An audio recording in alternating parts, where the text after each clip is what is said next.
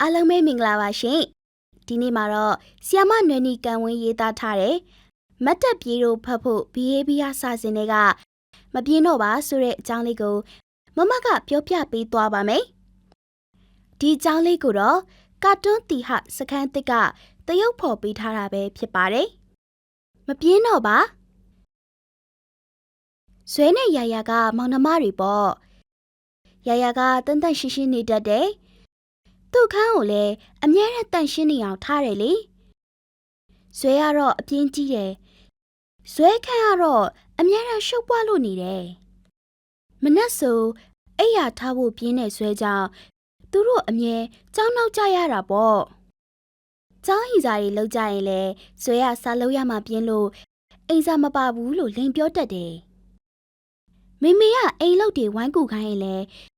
ဇွဲကကူလို့ရမှပြင်းလို့မချချင်အောင်စောင့်နေတတ်တယ်။တန်တန်ရှင်းရှင်းနေဖို့မပြင်းမှုမေမေကတင်ပေးလဲဇွဲကနားမထောင်ဘူး။တပတ်တခါကိုခန်းကိုရှင်းခိုင်းတော့ရရမေမေစကားနားထောင်ပြီးအခန်းတန်ရှင်းတေချာလုပ်တယ်။ဇွဲကတော့ရှင်းရမှပြင်းလို့အမိုက်တွေကိုမေမေမမြင်အောင်ဂရင်အောက်ထဲကိုထိုးထည့်ထားလိုက်တယ်။အဝတ်တွေအယုတ်တွေကိုတော့ပေါတစ်ခုတည်းစုပြုံပစ်ထည့်ပြီးတန်ရှင်းမလုပ်ပဲအိတ်နေတတ်တယ်။ဇွဲကအိတ်ရတဲ့ကိုလည်း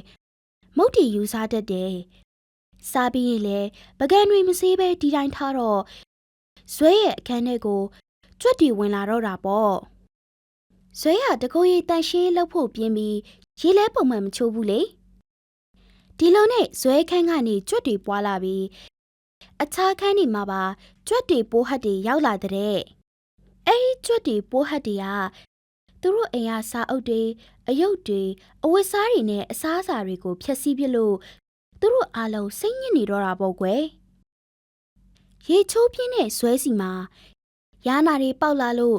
စိတ်ကလည်းသွားပြရသေးတယ်တီတော့မှဇွဲလဲသူပြင်းကြီးမိလို့နေမကောင်းဖြစ်ရတယ်လို့သူကြိုက်တဲ့အယုတ်တွေစာအုပ်တွေလည်းပျက်စီးမိဘတွေလည်းစိတ်ညစ်ရတာကိုမြင်ပြီးနောင်တရသွားတဲ့ပြင်းတဲ့စိတ်ကမကောင်းဘူးဆိုတာဇွဲကကောင်းကောင်းသိသွားပါပြီဇွဲကအခုဆိုမနှက်စောစောထားပြီးစာလဲမှန်မှန်လုပ်ပါတယ်ဇွဲနဲ့ရရဟာသူတို့အိတ်ခမ်းတွေကိုတတ်တတ်ရရထားသလိုအရင်လိုလဲမပြင်းတော့ပဲမမေကိုဝိုင်းကူတယ်အခုဆိုတန်ရှင်းသွားပြီဖြစ်တဲ့သူတို့အိမ်လေးမှာကျွတ်နဲ့ပိုးဟတ်တွေမရှိတော့ဘူးပေါ့ကွယ်ကဲဒီနေ့တော့